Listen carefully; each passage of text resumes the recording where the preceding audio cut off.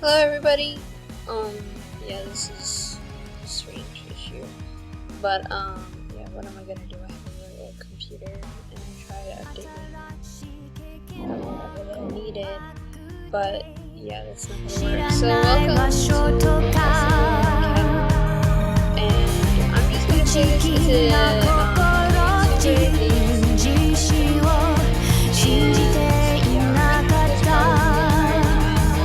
so, if you like it, watch someone else's video because I can't fix it.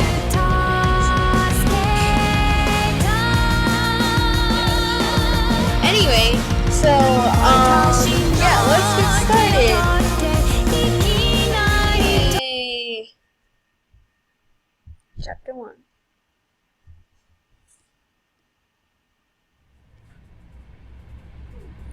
The train made its way along the gentle curve of the coast of Japan, whisking me farther and farther from home. Across from me sat a boy, face half buried in a newspaper. He was deeply entranced in whatever article he was reading, and hadn't spoken a single word to me, even if I asked if I could join him in the last compartment with any available space. He shrugged, nodded, and adjusted his newspaper without ever making eye contact. It had been almost an hour, in fact, and he hadn't once looked at me. Devoid of conversation, I took instead to counting the buttons on the pretentiously lush carmine seat cushions. 1, 2, 22, and so forth, over and over. Now and again, I turned to look out the window where the trees were blurring by. Sometimes the smeared green would break and reveal the quiet blue of the Sea of Japan.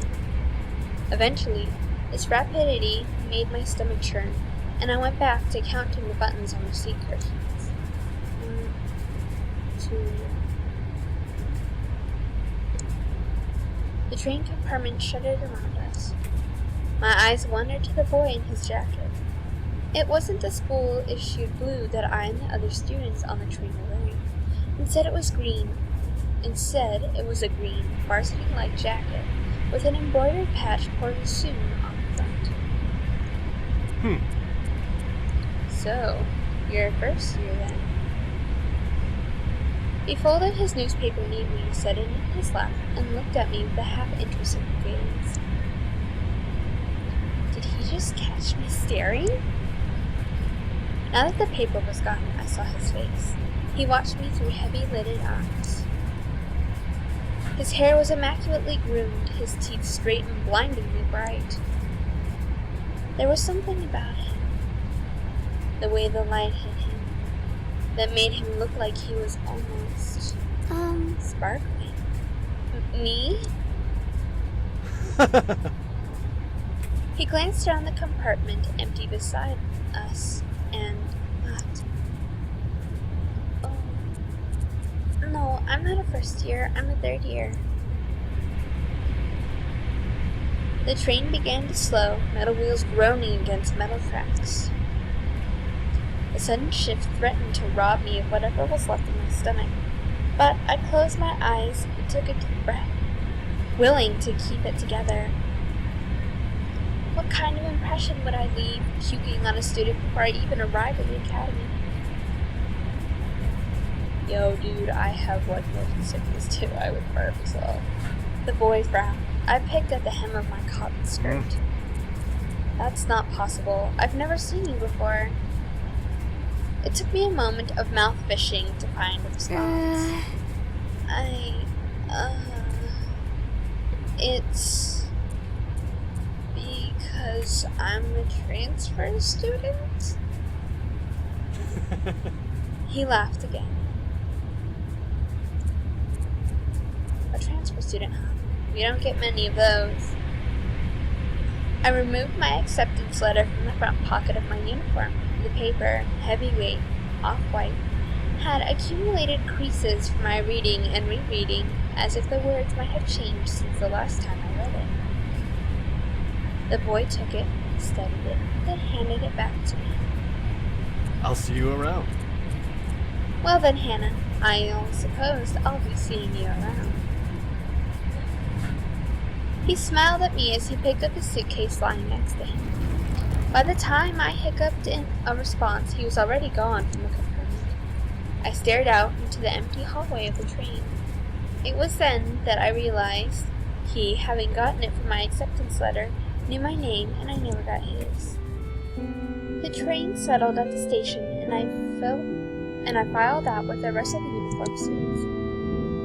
It was early April and the last frost of winter had come and gone. The trees were already green, their leaves shivering in the occasional gust weaving through them. The air was mild, only leaving a few clouds hanging in the sky. I walked along the road with a swarm of blue-jacketed bodies, looking at the little groups breaking off from the crowd. Everyone was buzzing so animatedly around me. I held my suitcase tight in my sweaty hands. It was leather-bound and worth more than anything it contained. It wasn't far to the school grounds, and I was, for maybe the first time in my life, thankful that what I owned didn't amount to much. My school-issued black Oxfords on the pavement. I walked this walk over and over in my mind. So many nights I lay awake, imagining what it would be like to walk from the train station to Asagao Academy this first time. My new start. I always imagined that everything would change for me on this walk. That somehow everything would be magically different. But as I looked around, I realized nothing had changed. I hadn't changed. By the time I reached the massive gate to the academy, I forgot all about the disappointment slouching in the background. The school, framed by the gate's twisting black metal, was just as beautiful as the glossy photos I saw in the pamphlets. This was it, Asagao Academy. I glanced around. The swarm of students gathered around the gate. Beyond it, tiny blue people bounced off the academy's main building. A girl pressed foot to one side of the gate. The excitement in the air was almost pliable. A few moments later, the black gate, with great effort, creaked outwards and cleared the pathway. As the rest of the group shifted into motion, I followed along as sheep in a herd. My stomach tied itself into knots. The crowd split off into different directions. For a moment, I panicked. A tired-looking man with gray hair called out for first years, a cluster of fresh-faced students gathering around him. Hey, look at that girl! I turned. A few feet away, a small group of boys were pointing at me and snickering. Pink hair? Are you kidding me? How desperate can you get? Hot shame crawled down my neck. I attached myself to a group of girls following a few steps behind them. In the distance, cicadas hummed in time to my shoes crunching against gravel. My hair. It wasn't my fault that my hair looked like this. Luckily, I found myself at the girls' dormitory, a large sign in the lawn reading Primrose House. The building dwarfed me in size and sheer intimidation. How many students did Asagao have? As I approached the building, a red-headed girl lingering nearby caught my attention. I looked away, then looked back. She was staring at me. She walked over. Oh, you must be my roommate! I eyed her warily. She was smiling and bouncing in a way that suggested her views on life were akin and perpetual to a bouncy castle. What? Me? Bingo. Of course, you silly. Let me guess. Room 325. I thought back to the paper I received a month prior to a list of all the supplies I needed for the year and my dorm room arrangements. Yeah, that's right. She laughed, but I couldn't figure out what was so funny. Was she laughing at me? When I found out my roommate was a transfer student, I knew you were going to be a total main character. Fourth wall breaking, maybe. I'm sorry. A what? Mm-hmm. When I saw you outside the gate, I knew it was you. I mean, look at that hair. I felt a lump forming in my throat. What was she talking about? She had to be making fun of me. I hadn't spent more than 5 minutes on campus and I was already being mocked. My hands began to tremble. Is there something wrong with my hair? Her face slackened from its amused smile to a more worried expression. Then she began to laugh again. Oh, no. It's great, I'm sorry. We're getting off on the wrong foot, aren't we? Oh, gosh. I'm Mai Sasaki. You must be Hana. I bowed my head. Hello. It's nice to meet you, Mai. All your school books are waiting in our room with your welcome letter, and I read the envelope. I hope you're not mad. I started walking toward the dorm's front doors. I followed behind like a lost puppy. Did you check in at the front desk already? No, I didn't. I didn't know I was supposed to. Good. They'll offer to have a staff member give you a tour of the campus. But I can show you around. We don't get many transfer students in year 3, you know.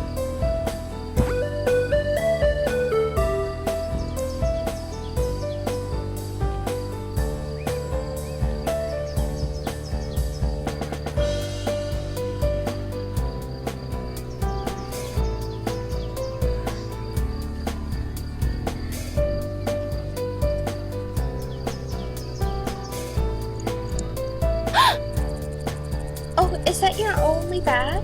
Just one? I'm glad I brought an extra bag of stuff to decorate our room with. I started already. I hope you don't mind. But I did wait to string the lights. I thought we could do it together, you know?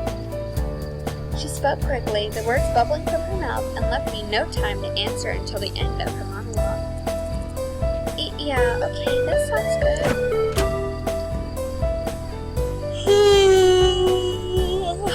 Sorry. She held the front door open for me and I hurried inside. Girls filed up and down the hallway, howling greetings and exchanging vague niceties that were, more often than not, how was your break? And look at how tan you got. It seemed like everyone knew each other.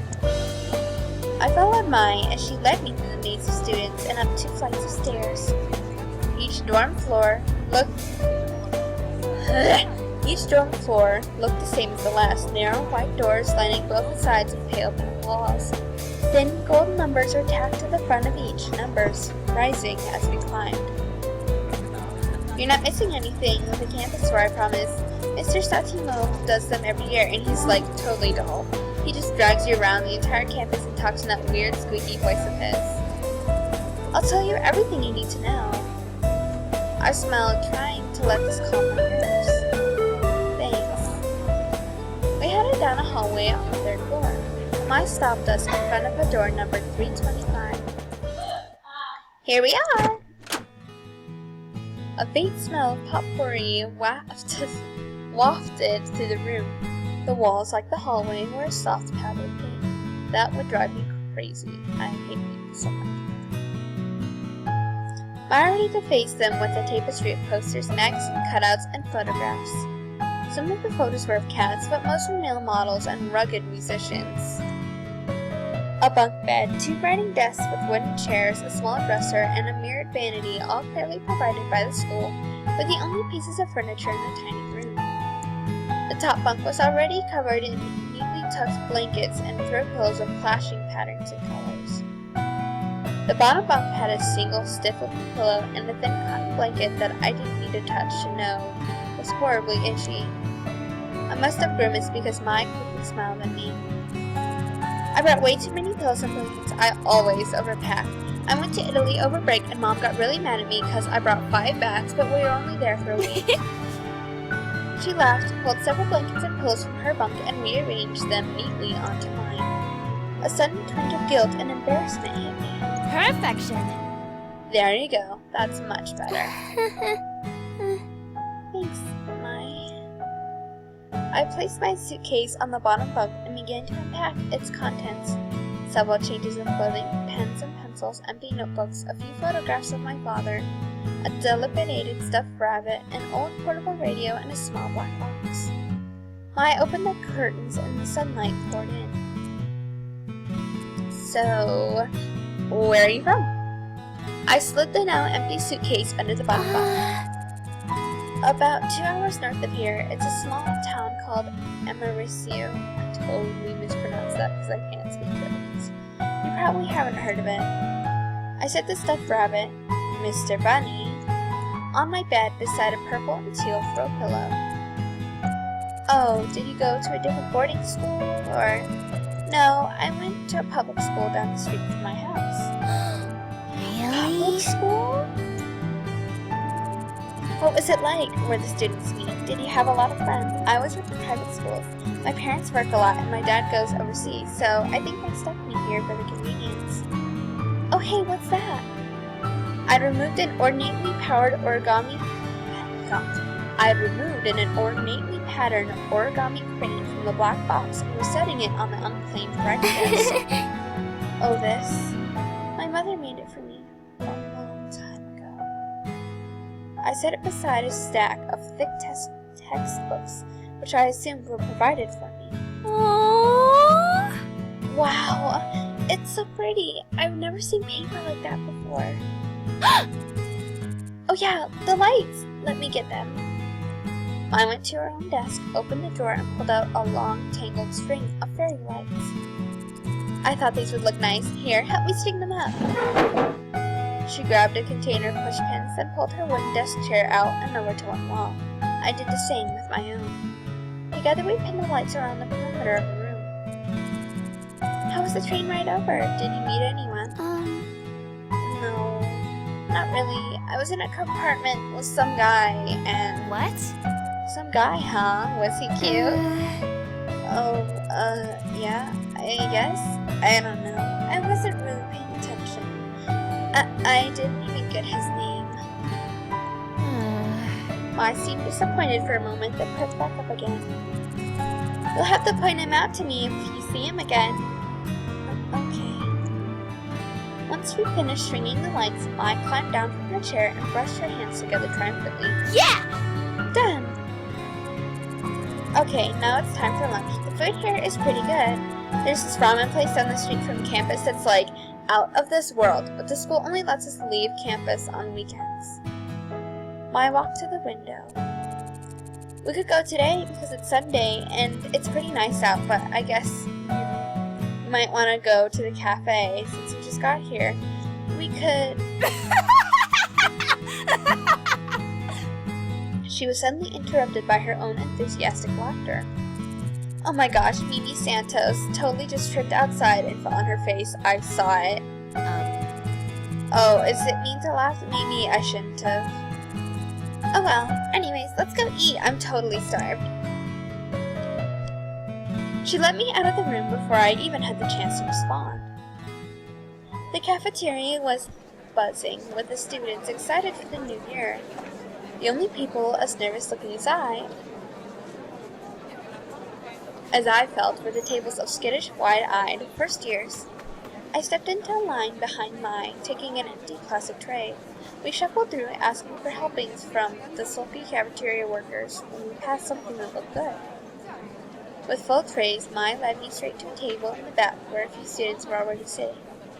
Mai sat down and I took a seat across from her. "Hi Mai, how was your break?" "It was good. I went to Italy and Spain. Dad fell off a ski jet and broke his ankle. Uh-huh. It's better now, though." "Oh, well, that's nice." I expected to be introduced, but the girl turned back to her group of friends, and mine turned back to me. She began to assault her food with a fork and tell me, in practically minute-by-minute account, about her fleeting romance last summer with a boy she met on a beach that didn't go further than a few salty kisses. I sat back and let Mai talk. For the first time since arriving on campus, I felt like I was finally able to breathe. I picked up my Brussels sprouts and studied Mai as she spoke. The more she talked, the more I began to notice small details about her. Well... She had a high songbird voice. What? She was dynamic, her face twisting this way and that into exaggerated expressions as she spoke. She laughed often. She she intimidated people in wildly unflattering voices, seemingly unrelated to her actual opinion.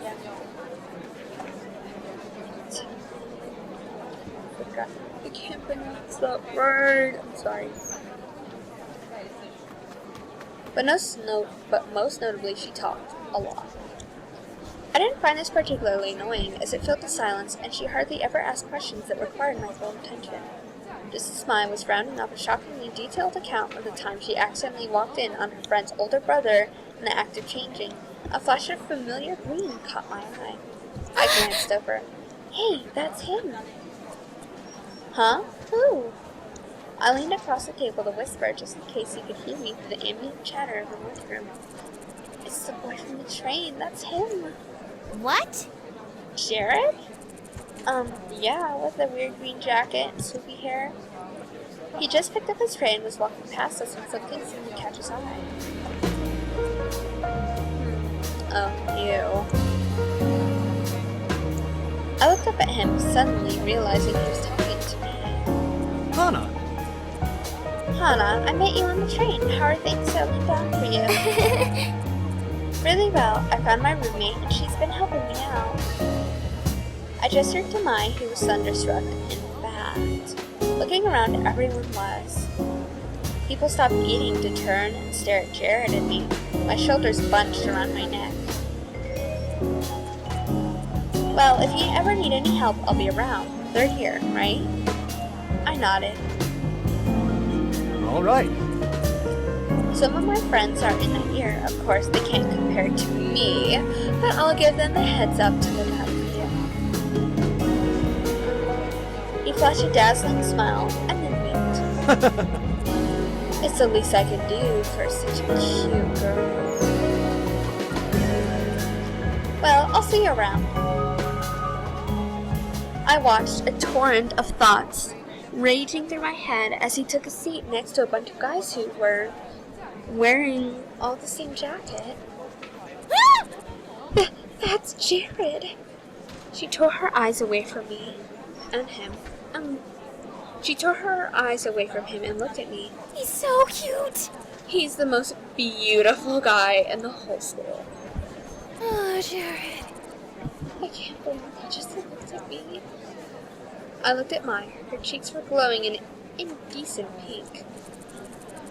Why do they all wear those jackets? Aren't the guys supposed to wear blue blazers as part of their uniform? No, they're allowed to. You know Jared? That girl turned back around and was looking at me with sudden interest. Did I know him? I only talked to him on the train for a few minutes, so not really. We weren't friends or anything. But looking around, Maya and this girl weren't the only ones who were interested. Everybody seemed to be listening in.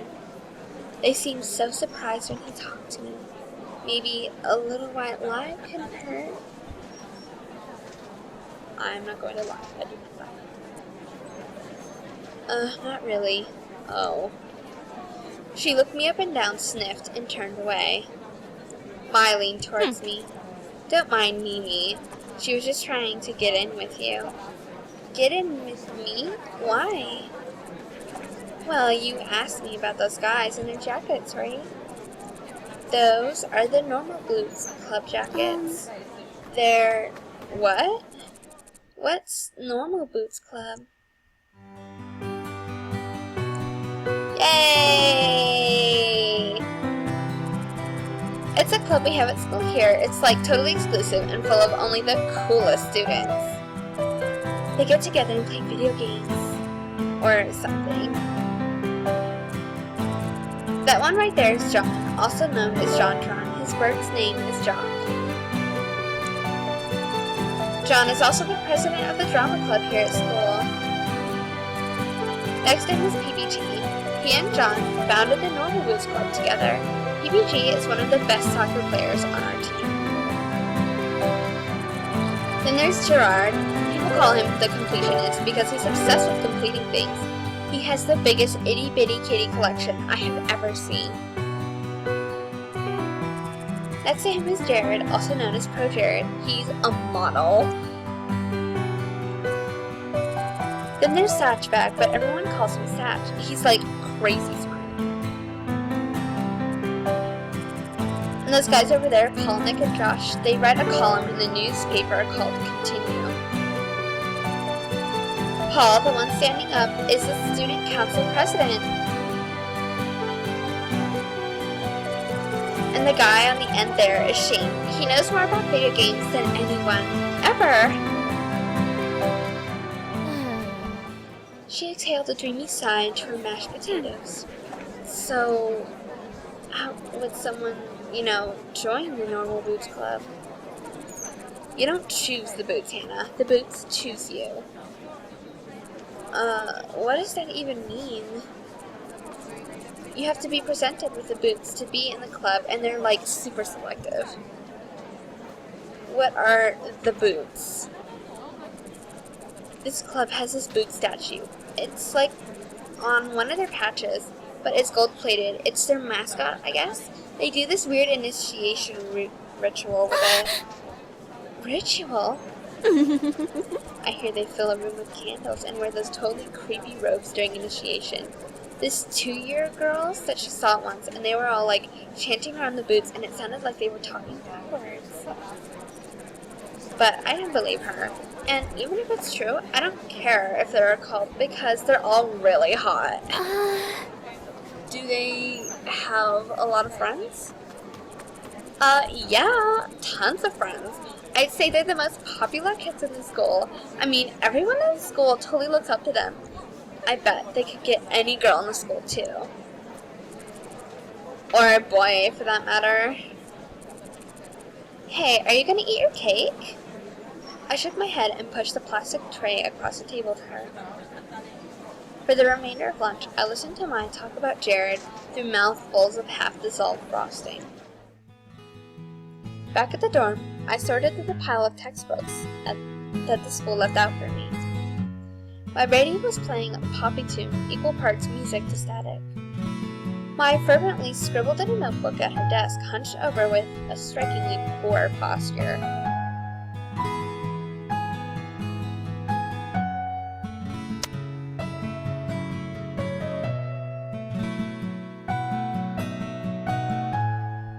Hey! Hey, Mai. She didn't bother to look up. Am I supposed to have a textbook for History 309? She shuffled through the papers on her desk before producing the thick textbook. A demure of a man in a powdered wig frowned at me from the cover. Yeah, this one. I sighed. I don't have that one. The school must have missed it. Mai shrugged and set the textbook back in the pile. They have a bunch at the library. You can just check them out. Where's the library? Mai rifled through her notebook and wrote something. She tore the page out and handed me a crudely drawn map. Okay. Well, I'll be back in a little bit then. It took me at least 20 minutes to find the library. By the time I realized I was holding the map upside down, the sun was setting. The library was much larger than I expected. The walls lined from floor to ceiling with books of all sizes on rough wooden shelves. Intimidated, I headed for the front desk. A recognizably green and gray jacket was behind the counter. I briefly considered running away. Hey. Can I help you? Too late. Yeah. The school forgot to give me one of my textbooks. I was told I could get it here. Which one is it? The History 309 textbook. He stepped from behind the counter and motioned for me to follow. We dodged between the aisles at a comfortable silence. He seemed funny enough. I should say something. What was his name again? Shane? Gerard? John? Satch. John. Satch. Huh? Oh, you work here. Of course you worked here. He chuckled, dimples appearing on his cheeks.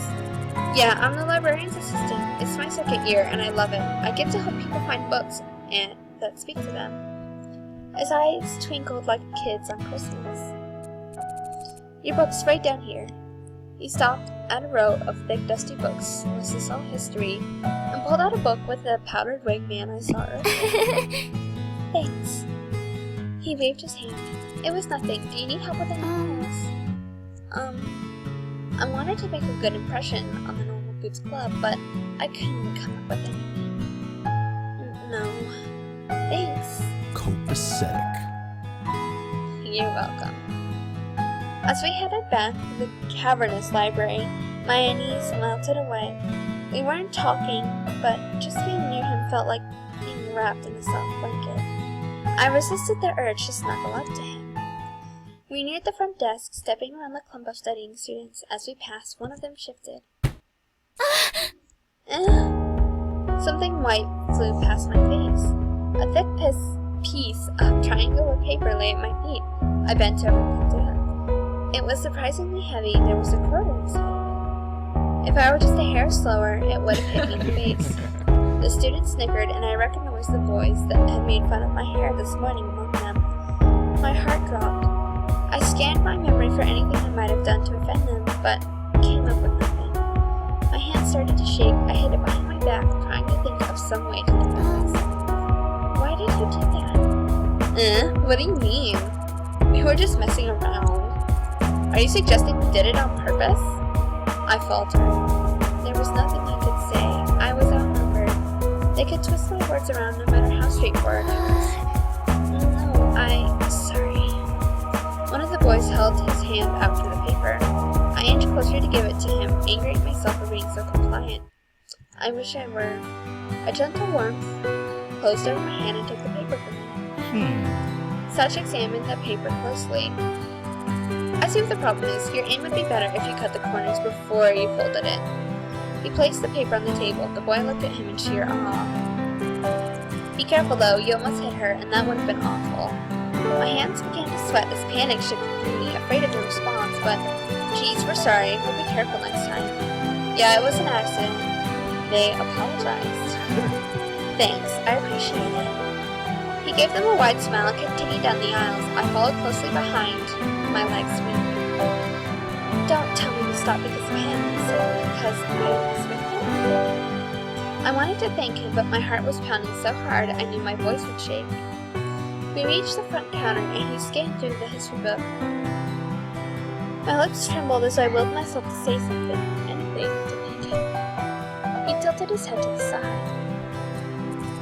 "What books do you like to read?" Fiction?" He chuckled. "I just finished a good book. I think it'd be right up your alley, if you don't mind me saying so." He reached under the counter and pulled out a thick green book and passed it to me. A man in black stood at the front cooking a woman in royal robes. It's long, but it's one of my favorites, The Princess Betrothed. I know things can be tough transferring to a new school. If you're ever worried, just read this. It'll transport you 100 miles away in a second. Tears stung my eyes, so I ducked my head. "Thank you, Satch, for more than the books." "You're welcome." Oh, I'm sorry. I don't think I got your name. My name is Hana Mizuno. I'm a transfer student. Hana. Well, it's nice to meet you, Hana. Let me know how you like the book. I will. That couldn't have gone better. Not only was Satch impossibly kind, but being around him felt easy, refreshing. Like being doused in a mist of a waterfall. Oh gosh, what was I thinking? My cheeks hot, I left the library, 2 surprisingly heavy books under one arm. I settled into bed, eager to get started with my new reading material, but Maya was sitting at her desk, carving a pencil idly into the pages of a notebook. Every few minutes she released a long, drawn-out sigh as the lead of her pencil whined against the paper.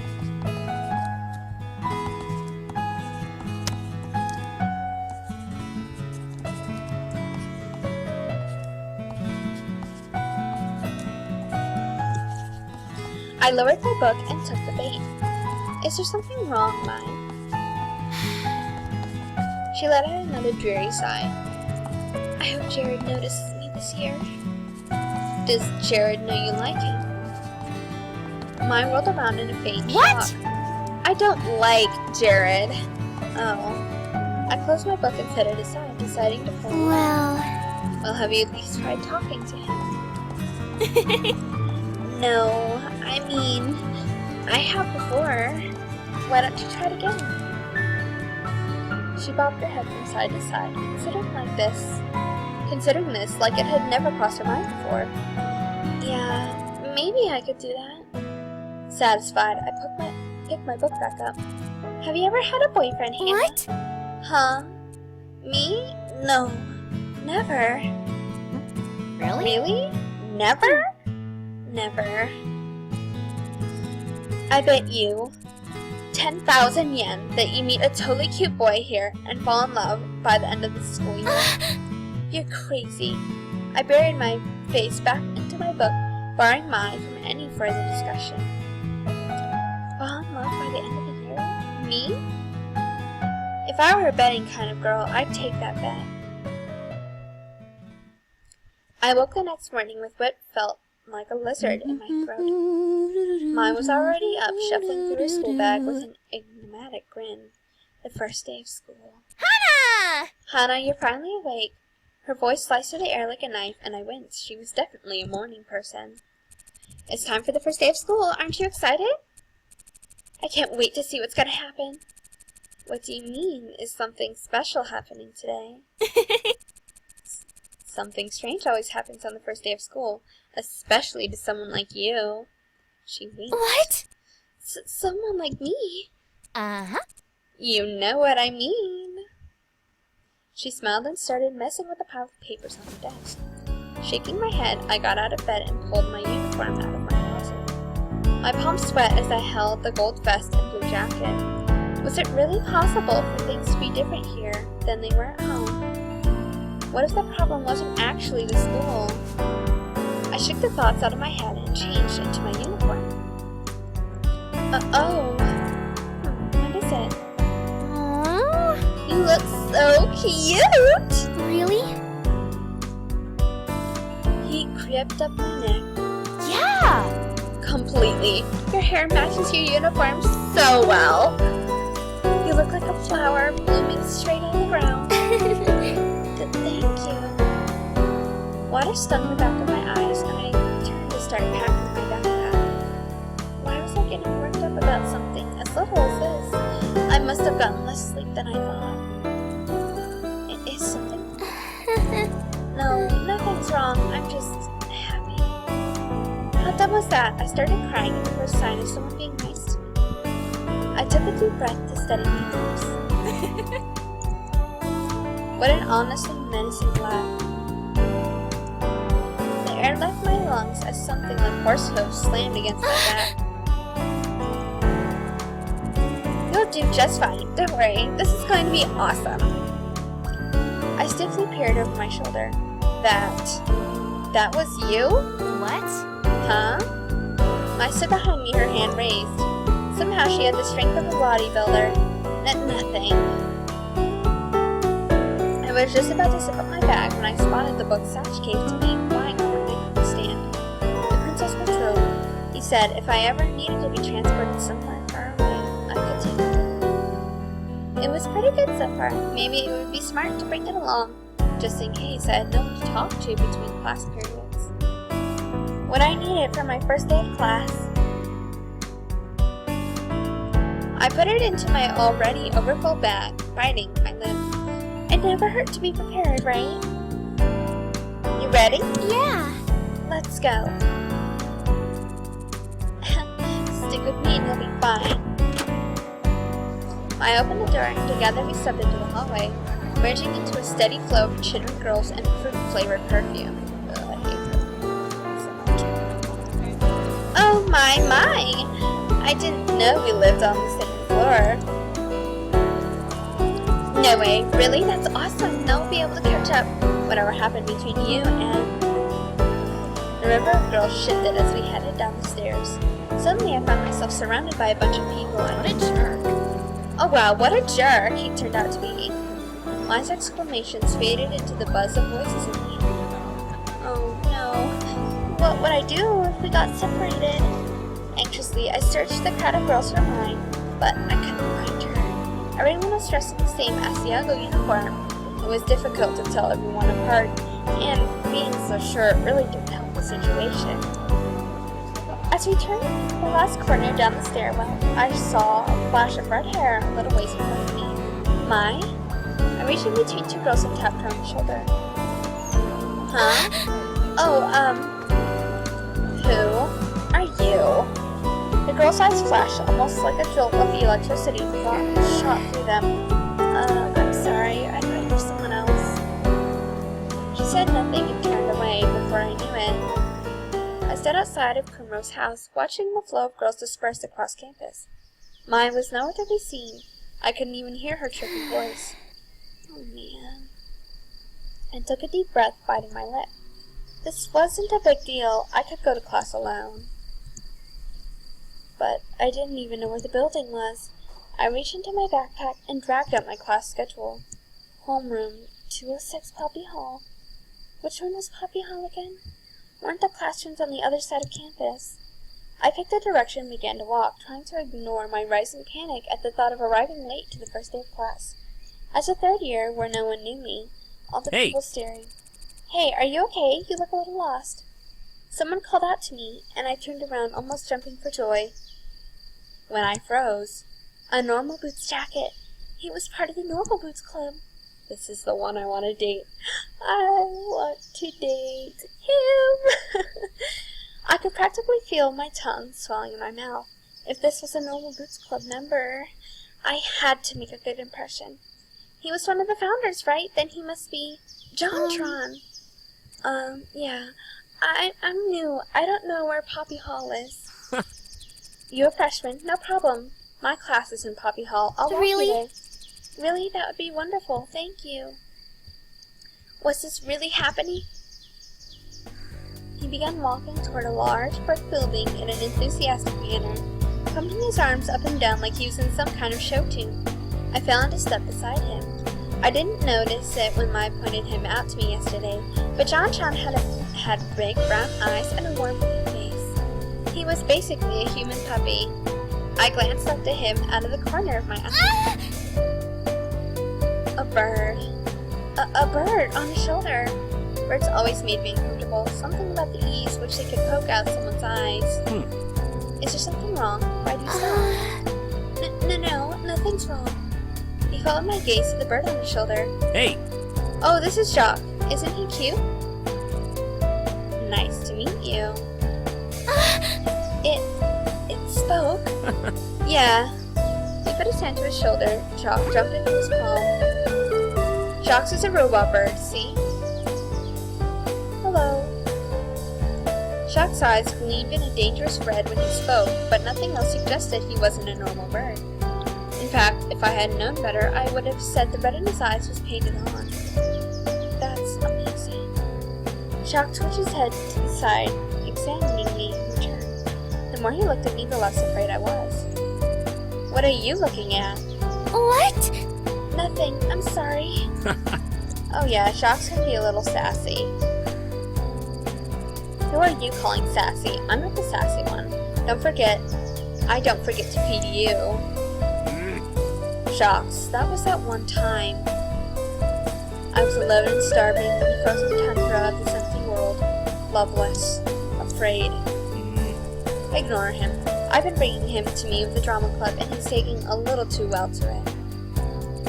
I see how this is. Shut me out like I have nothing to ask for conversation. Jacques retook his place on John's shoulder, this time facing away from us as if nipped. We resumed our walk towards Poppy Hall. I'm JonTron, by the way. Call me John. Hannah, nice to meet you. Hannah. Hannah, that's a cute name. I mispronounced it, sorry. What? Thank you. So, how long have you had Jacques? Since middle school. We've been together for 4 years now, ain't that right? I'm not listening. Yeah, well, I love him to death. I don't know what I'd do without him. It seemed like his life would be a lot easier without him, but who was I to say? We arrived at the brick building. A white sign surrounded by poppies declared it to be, unsurprisingly, Poppy Hall. Which room are you in? Room 206. Really? Seriously? Yes? That's my homeroom. We're in the same class. John laughed and clasped me on the shoulder. Wonderful! I guess we'll be seeing more of you Yeah. then. Right. Together we entered Poppy Hall. Poppy Hall was lined with fluorescent lights and Asagao blue lockers. The lack of students milling around the hallway indicated we were a bit late. We ran up the stairs and made it into the classroom just as the bell rang. My heart caught my throat. Thankfully, the teacher hadn't come yet. Instead, students clumped into tight pods and milled around the classroom, catching up on John. vacation news. Thanks so much for showing me to class, John. See you later. No problem. I'll see you around. He waved and disappeared into the wriggling mass of students. I glanced around the room, looking for an empty seat. Hana! Mai peeled herself out from between a cuddling couple. Is that Jontron? Were you just talking to Jontron? Yeah. Mai's eyes widened, and I couldn't help feeling a little smug. I realized I didn't know the way to class after you and I got separated, and he offered to walk me. Mai emitted a highly pressurized squeal. Jontron walked you to class? Oh my gosh, you have to tell me everything! She grabbed me by the wrist and pulled me to an empty desk at the back corner of the room, right next to the window. I saved you a seat. I slid in and took off my backpack, hooking it into the side of my desk. I was a little bit worried the books inside were too heavy for the back to handle, but so far it held up well. Sorry, we got separated, by the way. It can get a little chaotic sometimes. So tell me what happened. What did he say? What did he smell like? Does he have peach fuzz? Is he rough? Wait, what? These are very important questions I'm asking. You need to answer them. Was his hair super silky, or did it have the roughness of a dog's coat? Before I could answer, the door to the front room stood open, and a tall woman strolled in. The class went quiet and obediently slid into their seats. My heart beat furiously, blood rushing through my ears. Class? Good morning, class. The teacher's melodious voice swam through the room, calming the buzzing of high students back from break. My shoulders relaxed and my fear ebbed away. I am your teacher, Shizuka Wakisha. Sorry, I can't fucking pronounce it, weeping. You may call me Miss Shizuka. The emphasis she placed on the word led me to believe calling her Mrs. wasn't a mistake she would take lightly. Some of you might have noticed that we have a new student this semester. A hail of murmurs passed through the class and people glanced at me. Nope, there was the fear again. Would you like to come up and introduce yourself? I nodded, stood, and slowly walked to the front of the room, counting my steps to make sure I wouldn't fall. I faced the class, took a deep breath to introduce myself, and noticed a familiar face in the crowd. There was John, sitting with two other boys wearing normal Boots Club jackets. One of the boys, the tallest one, was staring at me. The barest of frowns on his face. Something about him seemed really familiar. Wait. He was PBG, wasn't he? The other founder of the Normal Boots Club. Suddenly, all the strength left my knees. What should I do? Why was he frowning? Was it possible that I already made a bad impression of him? You had to be kidding me. If he didn't like me, what did that mean about everyone else? Would they follow his lead? I swallowed. The faces of the class began to congeal from one giant blob. You moved from Amarisu, right? I nodded and swallowed again. Then, like a beacon of light, I noticed Mai smiling and giving me a thumbs up. That's right. What would Mai do in this situation? Yes, I just moved here. My name is Hana Mizuno. I transferred from Amaririsu Public High School. See, I'm pronouncing everything wrong. I'm really excited to be here. I hope you'll all take good care of me from now on. I bowed my head to the class and they clapped politely. When I looked up, PPG wasn't frowning, but he still seemed oddly confused. Maybe he always looked like that. Thank you, you may be seated. I returned to my seat, heaving a small sigh. The hardest part of the day was over. Shizuko began to talk about standard procedure for the semester, the rules for classes, when homework was due, and that sort of thing. It was all very similar to my old school, and I spaced out in spite of myself. A brief flicker of movement caught my eye. PBG again. I glanced at him, and his head snapped back to the blackboard. What was his problem?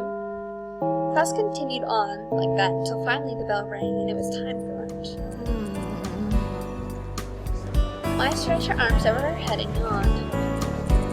Man, I hate the first day of class. It's always so boring. Weren't you looking forward to this morning? Something about excitement exam. Well, yeah, but it already did. You met John, didn't you? No, I've got nothing left to look forward to. She sighed. And I was hoping to see Jerry before class, too. She slouched and fell across the front of her desk. It seemed like this would be happening a lot. Is Jared really that hot? Mai's head snapped back up, her eyes flashing. What did you say? If you stare directly at him for too long, your nose will melt off. I've seen it happen. Anyways, let's head to lunch. I'm super hungry. I looked at my backpack. It held up well throughout class, but I worried that if I didn't take some of my stuff out now, I might do some permanent damage to it. Especially with Satch's book in there. I couldn't exactly afford a new backpack. I need to put something in my locker first. Oh no. But if we don't go now, they'll run out of sesame seed buns. Oh. That's okay. I'll just go on ahead. Come and find me, okay? Alright. I was so lucky to have someone like her as my roommate. I could get some water and I want some chocolate. So, like, give me a second. Why?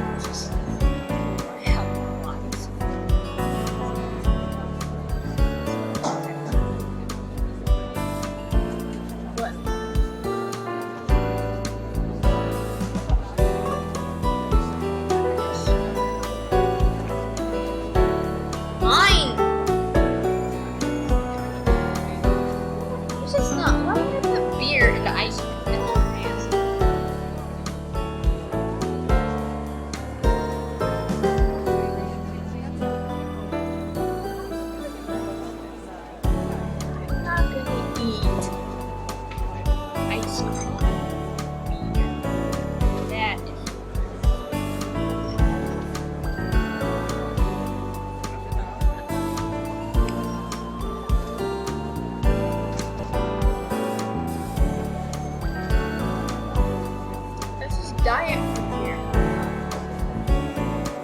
Yes, it's Mom's Virgil's whatever. It's the only root beer there was.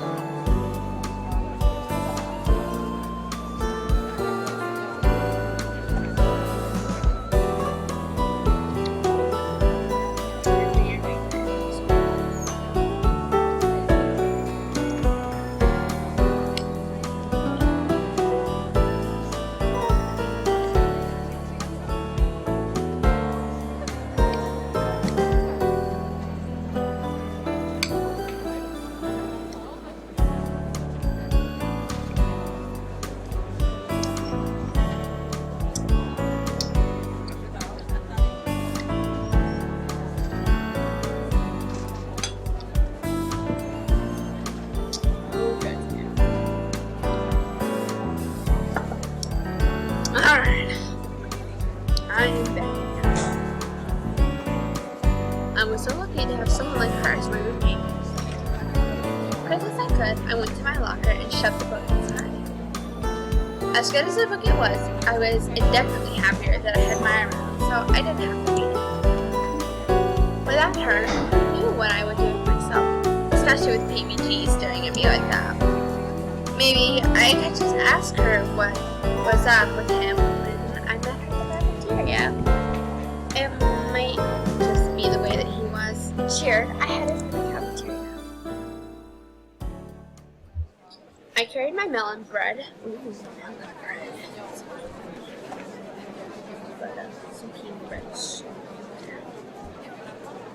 Through the minefield of people searching for the now familiar sight of Rise Red. I couldn't see her anywhere, and there was almost no one. All around me, students circled each other, laughing, joking, trading, sharing bites of food, and splitting the cost of super sodas. Suddenly, I felt very obvious and very alone. Isn't there anyone I can say? Just then, I spotted a table at the front of the room. A lone boy sat at it, stemming his spaghetti with the vigor of a Roman general. He was having a hard time with it. I moved closer to him, working up the courage to ask to sit with him. Well, no wonder, he was eating spaghetti with a spoon. Wait a second, this guy was in my class, wasn't he? I saw him not waiting at the front of the room, and he was wearing a jacket just like a normal boots club's, but different. A gold and gray jacket with an 8-bit block on the front. Was he a member of another club, or maybe he was just friends with Hey! Hey, what? Hana! Oh, Mai! Mai appeared between me and the boy who glanced up at us before returning to his spaghetti.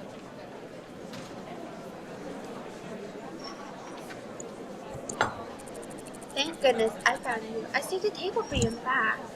Oh. I looked at the boy and then back at Mai. Come on! She grabbed my shoulder rather forcefully and pushed me to the back of the room. Hey, what's wrong? Well... You are so lucky I got here when I did. That kid is brutal, Moose. His real name's Ian. He's from the Hidden Block Club. A Hidden Block Club? Yeah, the rival club of normal boots. He's really weird. I mean, she looked around her to make sure no one was listening in, but we were completely alone in our little corner of the cafeteria. He speaks in Comic Sans. Whoa. He's like Sans, just...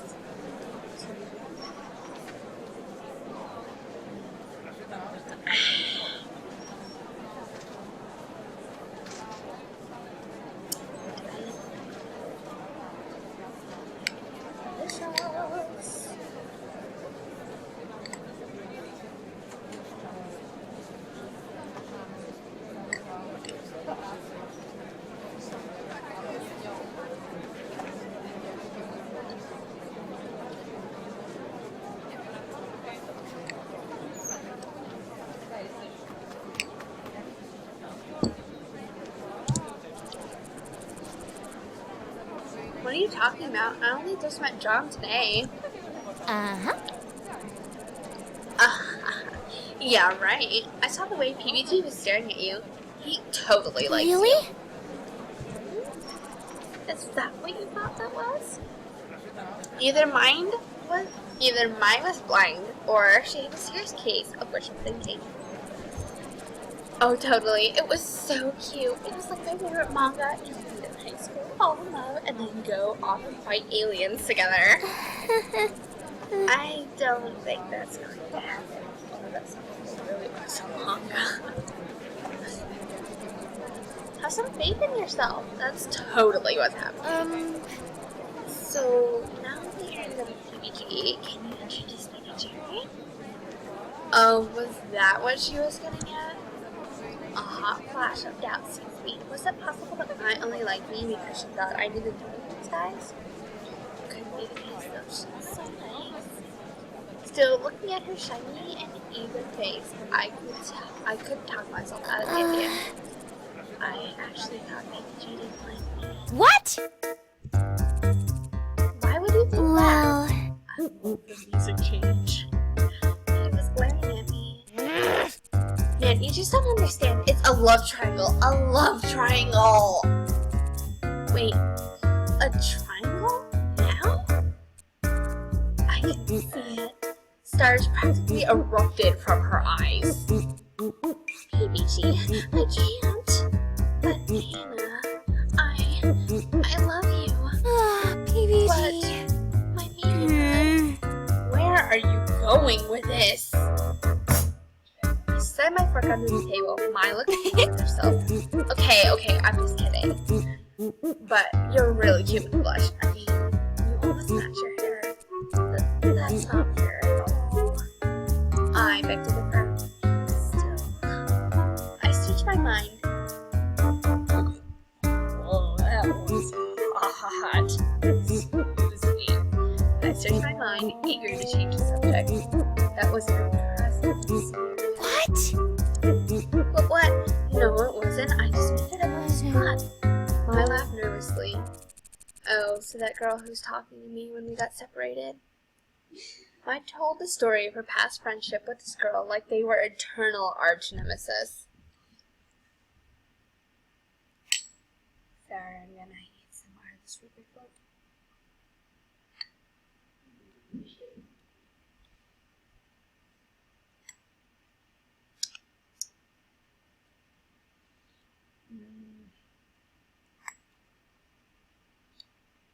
My God, I love vanilla ice cream. It's so good. It's one of my favorite flavors.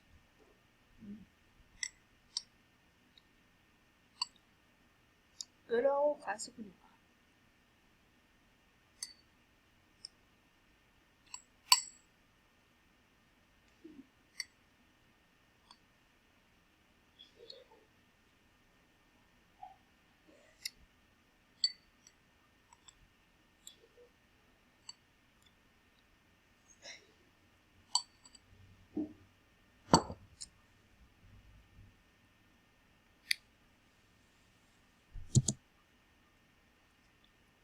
Apparently, it had some bad blood. I don't know the lyrics to the song, so I'm not gonna sing it. I nodded, choosing to take the time to relax. Before I knew it, we were finished eating. Sorry. We got up and tossed our trays together. As I headed towards the door, though, mine hesitated. Hey, I forgot something back at the dorm. Oh, need help? No, I'm totally okay. I'm just gonna go get it. I'll see you later, though, right? see you later. Okay, see you in class. I waved, and Mai sprinted off in the direction of the dorms. Alone again, I crossed my arms and headed back to Poppy Hall. Large groups of 7 or 8 people were laying out in the sun, playing catch and eating lunch on the lawn. It looked like fun to have so many friends like that. I smiled. Maybe this new school would be better than my last. Without students inside of it, Poppy Hall looked a bit like an abandoned hospital. How can a school look like an abandoned hospital? How does that work? My footsteps echoed as I climbed onto the stairs to the fourth floor. With a sigh, I opened up my locker and pulled out the book Satch gave me. It was a good thing I brought it after all.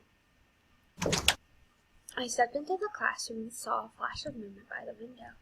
A boy sat on the windowsill, and he jerked up when I came in. He was silhouetted by the afternoon sunshine, so I couldn't quite tell who he was. I'm sorry, did I bother you? The boy stood and shook his head, then crossed the desk to the opposite side of the room. As he passed, I was able to see him clearly. Another Normal Boots jacket? This guy, he was Shane from the Normal Boots Club. How on earth did this keep on happening to me? Shane sat down at his desk, fidgeted with his hands a little, then turned to look at me. You're the new girl? I nodded. My name is Hannah. It's nice to meet you. He nodded. Shane. Silence filled the space between us. Panic built up inside me. This was my chance to get in with the Normal Boots Club, and I was blowing it. I walked to my desk and sat down, setting the book on top of it. You, Shane looked at me, unsmiling. You're part of the Normal Boots Club, right? Yes, I am. Why? He spoke as if it were a challenge, almost blatantly. I just saw your jacket, so... I trailed off. The jackets are really cool. Okay. Yes, they are. Silence again. Seemed skeptical, as if he expected me to crawl out of my skin and reveal myself to be a large, amphibious reptile. I had to do something. Who knew when another chance like this would come? But Shane didn't seem friendly. In fact, he seemed downright suspicious. Surely he wasn't on to me already. Maybe it was better not to risk it. I chewed my lip and opened my book, finding the page I ended on the night before. Shane's stare still stung, hot on the side of my face. He wasn't looking away. I stared at the page of my book, rereading the same sentence without grasping at any of what it said. Finally, a small group of girls entered the classroom and Shane looked away. The atmosphere was broken. I heaved a sigh of relief. What was up with these Normal Boots guys? John was really nice when I spoke with him, but PPG and Shane really seemed to hate me. They were anything but normal. I waited for Mai to come to class, wanting desperately to tell her what happened. But when the bell rang and Miss Shizuka started teaching, Mai still... Whoa, excuse me, Mai still hadn't come. Class came and went, the bell rang, and I was alone. PPG stared at me for the entirety of the class period, his face growing more and more peaceful. How his face wasn't stuck in a permanent frown, I wouldn't have known. Shane and John didn't bother talking to me as they left the classroom and the other students stared at them. Hey, Mimi, would you like to engage in a casual discourse this evening? Yeah, of course. But why are you talking like that? I stuck my book in my backpack and headed for the door. With a sigh, I unlocked the door to my dorm room. As soon as the door opened, I heard... Hannah! What? Mai and I lay in a heap on the floor. I'm so glad you're back! She wrapped her arms around my head and nuzzled me. What are you doing? Come on, look. She got off me and helped me to my feet. Without my face filling my vision, I saw the small change. Oh my goodness. The dorm room looked nothing like it had before. Then why does it look the same in the background picture? The posters and fairy lights were still up, but now the window had light curtains on it that cast a warm haze around the room. A brand new white carpet was on the floor, pillows were piled high in a mountain on the top of the bunk bed. Even our chairs had been replaced with new, cushy leather ones. What happened here? Sorry I didn't tell you, but I wanted to surprise you. I thought this would come in yesterday, but it was delayed by a day. I wanted to set it up to be a big surprise. I'm still not done yet, though. She gestured to some small potted plants arranged in rows around the desk. Yeah. Do I ever? Montage.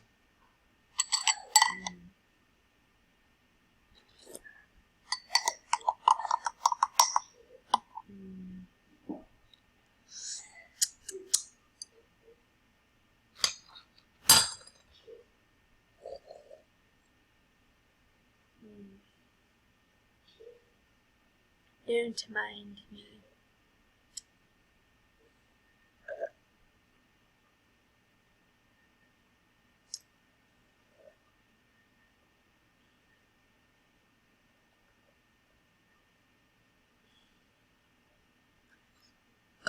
Excuse me.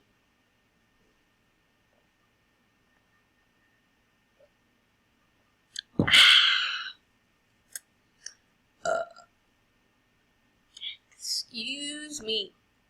Alright, anyway.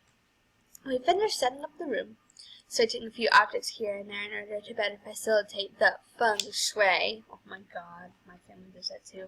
Which Mai told me was excruciatingly important. She especially wanted to make sure our room was filled with reds and pinks and coupled items, though for what purpose I wasn't sure. Oh, they might have a relationship room. Relationship room. We collapsed with heavy sighs on the floor, then heaved great big yawns. It's not even the end of the day yet, and I'm so tired. Me too. Wait! She shot up suddenly with a jolt. We should get some ice cream! Oh my god, I was just eating that.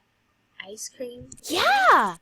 Something to celebrate being roommates. The ice cream here on campus is genuinely good. I don't know. And I'm paying.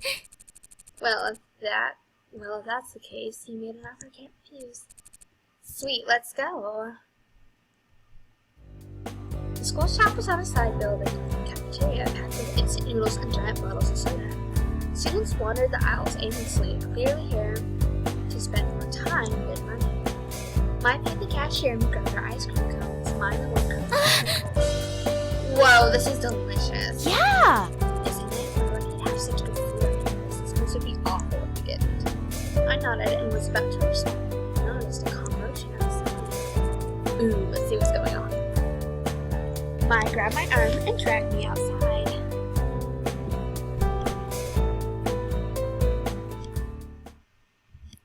Three boys wearing warm boots jackets were shouting at each other, each of their faces turning purple. This What? again. What are you talking about? Mamma mia! I'm clearly the only one who possesses the proper masculine form. Yeah, right, I'm taller than you and more attractive to boot. Come on, guys. Can you not see all these muscles? Nick pulled back the sleeve of his jacket and flexed his arm. These guys always go on about weird stuff like this. They're very energetic. Oh yeah. Josh got into the downward facing dog yoga pose and grinned. Look at this butt. Just look at this. What I don't understand is why they don't just ask Jared. Oh yeah. Paul kneeled low to the ground and then took off at a sprint, heading straight for us. Yeah! Check this out. He sprang to the air gracefully into a graceful ballerina sweep, spinning through the sky, and finally came straight for me. When I opened my eyes, I was sprawled flat on the ground, covered in dirt. Something cold and wet oozed from into the top of my blouse. Hannah, are you okay? I sat up. Chunks of ice cream fell from my blouse onto my skirt. What happened? You ran into someone, you idiot. My uniform. It's ruined. A few seconds, silence. Then the snickers rippled around me like the whining of cicadas. My throat closed up, water streamed from my eyes. Not this again. I stood up, prepared to walk away with dignity, when the entirety of the Normal Boots Club suddenly appeared in front What's of my up? face. What happened here? Seriously? Tears slid down my face. No, not here. I didn't want to cry in front of them. Hey, Hannah, are you alright? I'm going home. Hannah. It's fine. I just want to I took all of my room off to run back to the door. Immediately changed into my pajamas and climbed into bed, reaching for the stuffed rabbit. What do you need to do with this accident at last? Mr. Bunny stared at me with his big, lifeless eyes. I squished him into my chest, losing myself in his soft fur. The door opened with a soft click. Hannah. Are you okay? I rolled over in bed to face the wall, pretending to be asleep. I stood in the center of the room for a while, looking at me. Finally, she sat down at her huge desk and began to work on something. The sound of her pencil scratching against the paper stilled my mind. I don't know how many hours passed, but eventually I fell asleep. I woke up to my alarm beeping, feeling only dread of the hours to come. After the nightmare that was the ice cream incident yesterday, I never wanted to take another step out of my room. I curled up inside my blankets as my alarm went off. It was only the second day of school, and I felt the same as I did every morning at home. Maya, of course, was already up, and I could hear her hair straighten or clap shut every few moments across the room.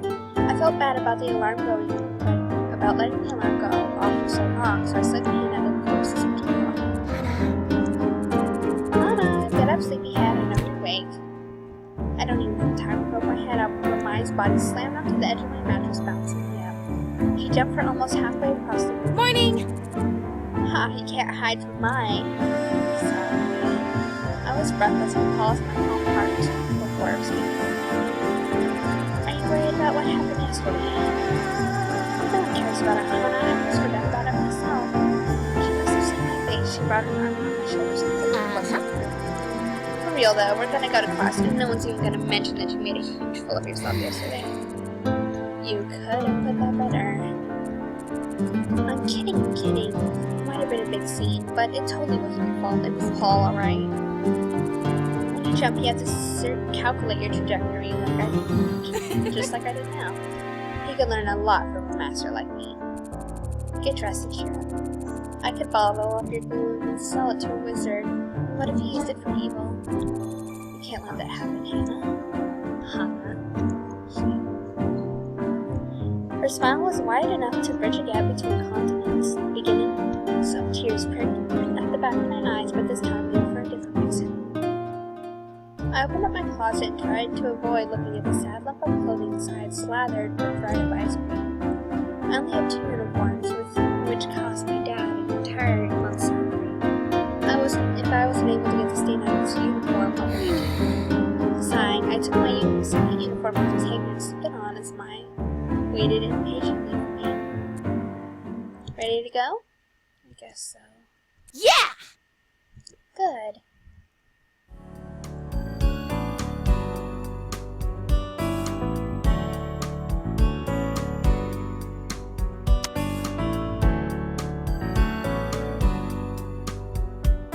Just as Mai said, no one paid any real attention to me.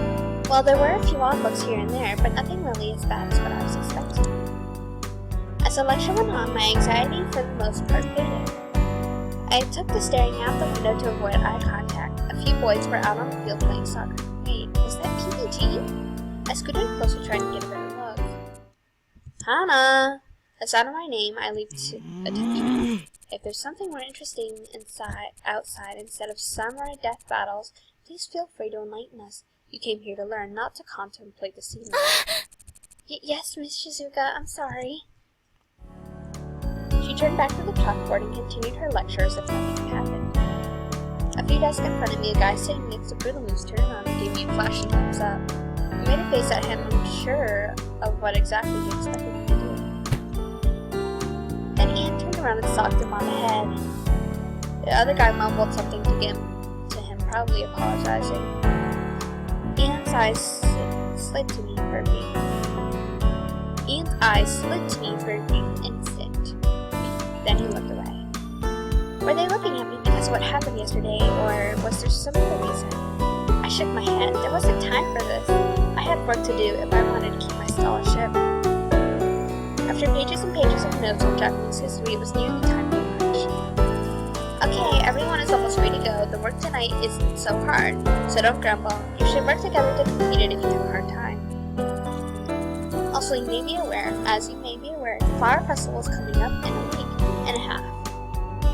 This news was met with few cheers as everyone started to pack up.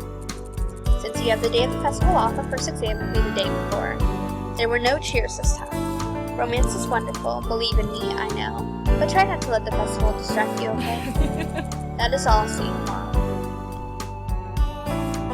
Miss Shizuka flashed a peace sign and winked as she walked out the door. What a weird teacher. Oh, that lecture was so boring. I walked beside me and trained her knees. We were shuffling through the cafeteria trying to save it was sunny yesterday. Probably, but it's cheaper today too. Oh no. Oh, yeah.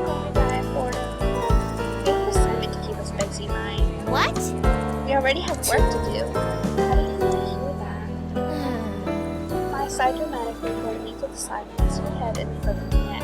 I reached up to pat her head a few times, but she straightened before I could do it. Oh god, Hannah, Paul's walking over here. He's looking at you. Does he look angry to you? Why is he coming over here? Do you think he's gonna kick you again? The same Paul who humiliated me last night strode towards me. I instinctively backed away, but he kept coming closer. Hey. I'm glad I found you. He didn't look angry to me. In fact, he was giving me an odd, lopsided smile. I wanted to make sure you weren't hurt or anything. You ran out before I could properly apologize. I looked down at my feet. It was embarrassing enough that I had to run up crying before the girl, but to know that I made him feel bad was even worse. At the same time, the image of my room uniform popped into my mind. I couldn't tell whether I was more angry or embarrassed, or whether I was feeling something else entirely. I got you pretty bad, didn't I? I think I ballerinaed too hard. He tilted his head to the side. It's a shame you're not wearing the uniform from yesterday. I like the pink splotches on you that matched your hair. A deep, sick feeling crawled up from my stomach to sit in my throat. My dumb, stupid hair everywhere I went to make fun of it. I thought the normal guys were different. And yet he was trying to apologize. How could he say something like that to me? Not for the first time. I thought of dying in a different color, but quickly dismissed it. Paul was waiting for a response, my giving me a quick nod as if warning me not to mess this up. I mustered my best smile, hoping that it was going to be someone. It's okay. Don't worry. Anyway, I'm more than happy to pay for drying and cleaning. Josh and Nick and I did feel really bad about everything. We never made a girl cry before. Well, not by physically injuring her, I guess. Thank you, but I was just going to scrub in the sink. Dad and I could never afford things like dry cleaning, so I was surprisingly good at hand washing things. That thing's gonna need more than just hot water and soap, trust me. Tell you what, I have a friend who's a natural with that kind of stuff. I'll ask her to get the stand up for you. Just meet me later and bring your uniform, okay? I'll try not to kick you this time. Without giving me time to say yes or no, he nodded and turned to leave. He spun quickly back around and met like, are you and, am I right? You guys have a table. The cafeteria is pretty full right now. You can sit with us if you want, just for today. Yes, we'll go right now, right, Hannah? Lunch. The normal boots club. Maybe I really could become friends with them. And then no one would bother me again, not about my hair or the ice cream incident, right? Yeah. Please. Alright. Follow me, ladies. They led us to the middle of the cafeteria where the normal boots club sat with the table all to itself. Hey, found her. You're Hannah, right? I nodded, blushing as I took a seat at the edge of the table next to Paul. Mai forced herself between Jared and PPG. Her eyes were only a few sparkles away from forming huge hearts. Real subtle. So Hannah, we saw that you were upset and we're all worried. Are you feeling better? PPG looked at me, clearly concerned. My heart was beating so hard against my chest, but I wasn't sure whether it was because I was nervous or because the sad look on his face made me want to give him a hug. Or maybe it was because I was about 2 inches away from Paul and only an arm's length away from all the other guys. As I tried to valiantly open my mouth, whispers sped around the lunchroom. Look at those girls over there. Who do they think they are? How come they get to sit there? I wish Senpai would notice me. Main characters get all the luck. Oh my god. Suddenly my thoughts turned dark. Could it be but that by getting close to these guys, I was setting myself up as a target instead of getting protection? My thoughts spun in my head. I was suffocating. PPG was still looking at me, even more worried than before. I'm fine. Thanks for the concern. Please don't feel bad. It was my fault for getting in the way. I'm sorry for causing such a scene. I should have controlled myself better. I hung my head. I wasn't sure how to act around these guys, so I defaulted to extremely polite. My father would have been proud. Anna. Don't apologize. It was Paul's fault, right, Polly? Nick shook Paul, who looked exasperated. I apologized the best I could. Nick, give me a break. It was a relief that PPG wasn't staring at me anymore. Almost no one else was paying me or Maya any attention. Shane, however, was still shooting me a quick, suspicious glance. It was almost like he didn't want me there, and I felt uncomfortable. Hey, Hana. Hey, so how do you like it here so far, Hana? Good, how about you? I mean, I like it here, thanks. Gerard smiled at me, then turned away. I picked up my food. All the guys were wrapped up in their own conversations, and mine was busy preventing hyperventilation from being so close to Jared. I could feel his body heat. Oh dear. Hey, You doing okay, Hana? The smiling Satch turned to me. I know we can be overwhelming, Yeah. but you're fine, right? Yeah, I am. Thank you. Thanks for recommending me the book, by the way. It's been really good. Do you like it? That's great. I figured you would. It's really funny, but the narrator's annoying. Yeah, he can be a bit rude. He pushed up his glasses and Okay. looked at me. alright. You were pretty quiet, but I knew there was more to you. I winced. Sorry, I can be a bit of a wallflower. No need to apologize. I'm sure we've all been wallflowers before. But that reminds me, the flower festival. He turned to the group, addressing them all as if on cue, they suddenly turned to pay him attention. Who are you all taking this year? Right, the flower festival. Miss Shizuka mentioned it before. What's the flower festival? No one's explained it to me yet. Well, It's basically just a festival. Didn't you have those at your old school? We had festivals at my old school, but they were basically 40 kids grouped in one room, sharing snacks they brought from home. Well, we had something kinda like them, but I stopped going. Really? Oh, why not? They're so fun. I didn't really want to answer. There was no way I could say, well, all my friends turned on me, so when I went, people pretended I didn't exist. But mine was waiting for an answer, and everyone was looking at me. I'm just not into that stuff, I guess. Oh well, maybe you'll like this one more.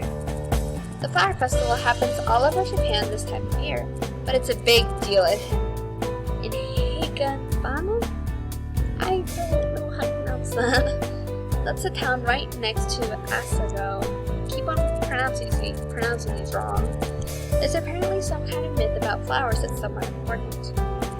Supposedly, the founder of Higanbana was an old man who got lost in the mountains and almost died of thirst. This flower spirit came to him and offered him help in return for his vow to protect their home. He agreed, and she drained herself of all the water so he could drink. Then the man founded, I can't pronounce that, to watch over the meadow in which he made the flower. Some versions of the myth, the man and the flower spirit fell in love. It's actually a truly romantic festival. One may hope to find someone which to make a vow of eternal love.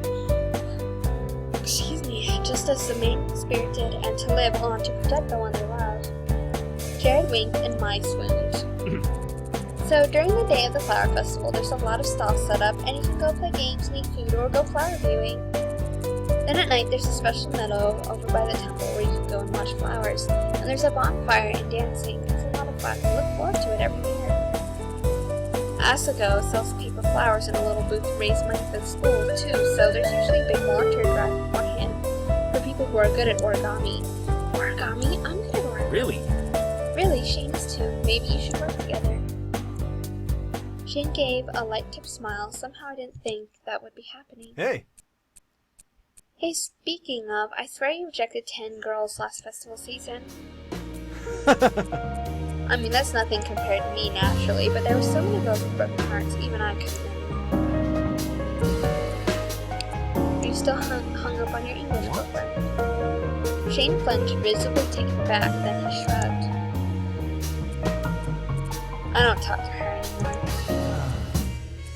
Oh, Shane, I just want you to be happy, that's all. He wiped away a fake tear, and Shane grimaced. How great would it be if someone asked me, maybe even one of the Northern Boots guys did? No, I doubted that would ever happen. They were only letting me sit here because they physically assaulted me. I sighed and cut out my meat cake with a plastic knife. So, any girls of mine, fellas? Beside me, and Mai, she did not sleep. Her eye kept flickering from Jared to her french fries. She looked like a child who stole some cookies. Jared spread out his arms and raised an eyebrow, a god waiting for names to fall into his lap. I'm thinking of going solo this year, to be honest. Yeah, same. Man, you guys are boring.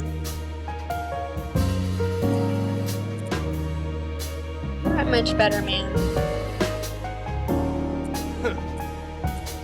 I am on another level compared to you guys. I've already got my choice picked out. There was a quiet clatter next to me. Maya had dropped her fork. Yeah, I'm sure you have. And it'll probably be a new choice tomorrow. Jared flipped his hair and saying, you know me so well. There's only so much time to make so many difficult things come true. I must find the one who is the most. So it's not even about which one you like, huh? Nope. And you make fun of me. Just then, the warning bell rang. It was time to head back to class. As everyone got up to toss their trays, I stood up and, overwhelmed with a sudden burst of feeling, shouted, Thank you for letting me and Maya eat lunch with you today. I really appreciate it. Yeah, thanks. Hannah was having a terrible day, and you guys cheered her right up. So, see you guys again tomorrow, same time. Maya tilted her head, eyes twinkling. Paul said we could only sit with them for today. That's cool. Paul waved a hand in dismissal, almost dropping his tray with the other. The cafeteria is really crowded, and we have extra room at our table. People are too afraid to sit with us or something. Well, we did kick a girl yesterday. All three of them shrugged at each other at the same time, then left the room, moving in unison like a team of synchronized swimmers. Jared dumped his tray and jogged to catch up with them. As soon as they were out of earshot, Maya took my hands and her ears jumped up and down. You did it, Hannah. We got to sit at the popular table. I've been trying to do this for 2 years, and you did it in 2 days. She dropped her hands and made a, jokingly, I think, angry face. Main characters have all the fun. You'll be in Paris painting a diorama, or a paper-mache lamp, anything postmodern. Then write a paper on design, or don't, that works too. But remember, this project would count for 10% of your final grade, so work hard. Sound good?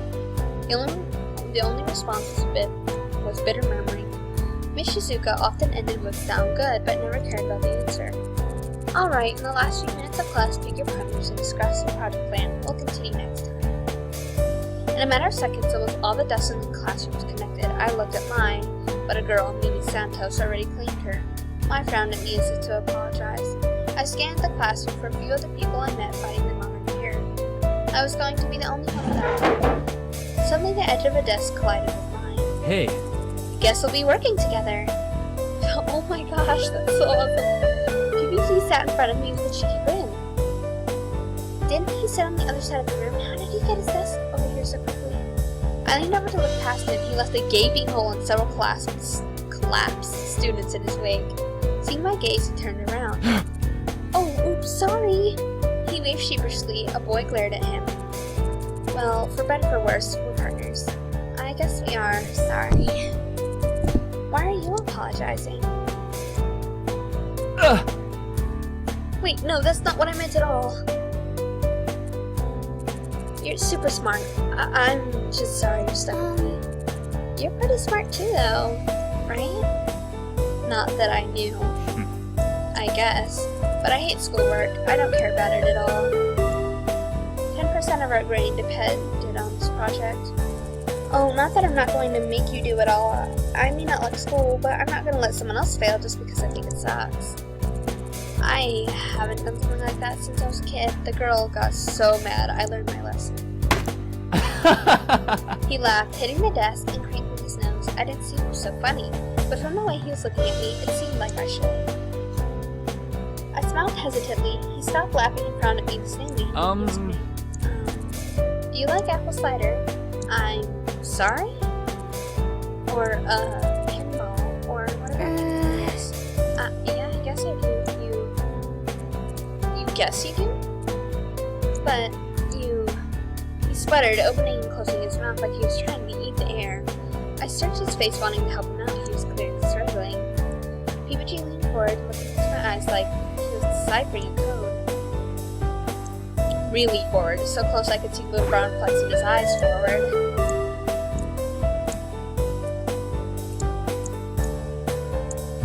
What? PBG moved away, his anxious look fading into a slight smile. Actually, don't worry about it. I was brainstorming a subject for a piece, but you don't have any strong reactions to anything, so I guess we won't be doing those then. Like hell. The bell rang and the students started packing up. Oh no, we didn't get a bigger project. Ugh. I'm sorry, that's my fault. I was messing around, but don't worry, I'll come up with something. Just leave it to me. He thumped his chest as he got up his chair, striking the pose and giving me a wide, reassuring smile. He shuffled his desk back to the side of the room, and I packed my things away. I didn't understand what happened, but maybe it was better to forget about it. He didn't seem to want to explain.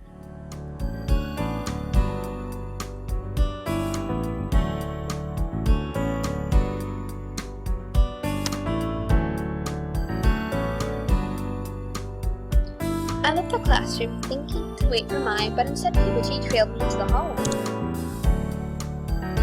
He cleared his throat and I turned to face him. I tilted my head back, an uncomfortable degree. He was tall. He was scratching his neck, avoiding eye contact. So, I know you said you were fine at lunch, but are you sure you're okay? I mean, you were really freaked out yesterday, so... He crept his way into my face. I'm alright. As long as you're fine. If you need help with anything, you can rely on me, though, especially since... The uncertain look crossed his face again. Well, never mind. Are you heading back to the dorms? Yeah. Nice, me too. We can go together. He pumped his fist into the air. I glanced into the classroom. Mai was still talking to Mimi, looking like she was about to rip the girl's head off. She wasn't going anywhere. Sure, let's go. But as we turned to leave the hall, we were interrupted by someone wearing a yellow and gray jacket. The rival club's jacket. My heart stopped. Standing before us was a tall man with cheekbones like no tomorrow. I didn't recognize him from our class, which must mean that he was one of the other Hidden Block members. I don't know whether I should scoff at him or ignore him, but before I could do anything, PBG held out his hand for a high five. Hey. Hey, Jeff. Jeff returned the gesture, and the two locked into conversation. Hey, what's up? PBG! You pumped about the soccer match? Shit. My charger thing fell out of my computer. Yeah. I've been waiting all day, waiting for this day all summer. Right on. You busy? I'm trying to get the team together for last-minute practice, you in? I am so in. I have nothing to do for the rest of the day. Are my cleats still in your locker? Yep. Awesome, let's go then. Jeff briefly looked at me and pointed. PBG turned around, surprised as I was so waiting. Oh, Hana. Sorry, I gotta go. See you in class tomorrow. I'll make sure to bring my thinking cap. He put on an invisible hat and then gave me a thumbs up. Oh, wait. Do you want to come to our game? And it's in a few weeks, and the first one of the year, so it'd be definitely cool if you came to watch us. Mostly me, because I'm the star player. Wow, thanks. Sorry. Oh, that's a bummer. Yikes, he was really upset. Jeff laughed at his sulk. Don't feel bad, Hana. I did feel bad immensely. Well, maybe I'll come in this. I don't need sports to, support you? Yeah! Maybe you'll like it when you come see us play. Soccer's really easy to learn, too. You just kick the ball from goal. Maybe you'll start liking sports once you see how good we are. I was about to be really sad, but I'm not now. The game's at 5, so you better be there. He left with Jeff, and I headed back to the dorms. Mai usually walked with me. It felt weird to be alone, and suddenly I realized it would feel even weirder to be in the dorm alone. Not knowing what else to do, I headed for the library. Made as well get started on some homework. I said made. I meant might. I stayed in the library much longer than I anticipated, head low over a small sheet of project ideas in a thick book. Every time I thought about leaving, panic seized me. The truth was, I still didn't know my way around the academy. Mai had been there to guide me, and I was more focused on the people around me than the places. As students circled past, laughing and heading off to no doubt have tons of fun, I fiddled with my pencil. I would have to leave eventually, though. Hesitantly, I closed my notebook and stood. Hey, Hana! How are you? I whirled around, and Gerard was walking past me, a thick book in his Gerard. hand. Hi, I'm good, thanks. I laughed weakly and found myself wringing my hands together. Yeah? He clearly didn't believe a word I was saying. I sighed. I'm a bit scared to leave. I know that sounds pathetic, but I don't really know my way around here, so... Yeah, you look a bit like a lost otter. A lost otter? But hey, I haven't really gotten a chance to talk to you till now. I've been wanting to ask if you're settling in alright. I know that transfer students don't really get introduced to the school the same way freshmen do. Are your classes okay? How's the homework load? Do you like the food? Getting along with Mai? I stuttered, unsure of which question to answer first. Everything's fine. Mai's great, yeah. She showed me around the campus recently. It was very nice of her, but she wasn't very thorough. A grin slowly spread again across Gerard's face, as if he was unwrapping a present. I can show you around if you like. I used to give tours to incoming students. If you're new, you really should get a tour. Gerard's eyes lit up at the mere mention of a tour. I felt bad. All right. Great, we can start at the boys' dorm. I need to put my books away. He laughed and headed out of the library. I fell and stepped alongside him. Has anyone told you we don't get many transfers? It's been implied. I always wonder what new students think of everything right when they get here. I wish I could experience everything here for the first time again. Was your old school anything like this? Not at all. It feels more like college. It feels more like a college campus because of the dormitories. My old high school was just a big brick building. Gerard nodded. I thought he wanted to say more, but there we were, in front of the boys' dorm. He pulled open the door for me, and once inside, he held open his hands. Oh yeah. This is the Blue Bell House. It's where the boys live. It's literally a carbon copy of the girls' dorm, except that the walls are blue. Feel free to walk around, but probably don't go into any rooms. I'm gonna drop this off. I'll be right back. He raced off to the stairwell, then took them two at a time. I got the feeling he was rushing, so not to make me wait longer than I had to, and I smiled. It made me feel cared for. There wasn't too much to look at or do while I was waiting, though. I stepped to the side so as not to block the door and stretched out my neck, listening to the sounds of an action movie nearby. Maybe I should wait outside. I headed for the dormitory door, but when I reached to pull it open, the door swung open by itself, and two yellow-jacketed men stepped into the hall.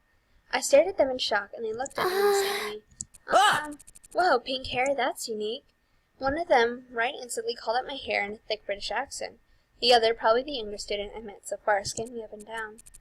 You're the girl who sat at the normal boots table today, aren't you? You could tell. Was my presence already so well known just from sitting at their table? I wasn't sure whether to be pleased or upset, but the men in front of me were busy talking amongst themselves. I never thought they'd entertain having a girl join them. Do you think it's because of the puzzle incident? Shane would never be comfortable with someone joining up like that, though. They hardly know her. There must be some reason she sat with him, though. I don't know why I'm doing both of them British. If they're planning on a secret weapon, we should get back to them. Excuse me? I shouted into the middle of them, shocking even myself.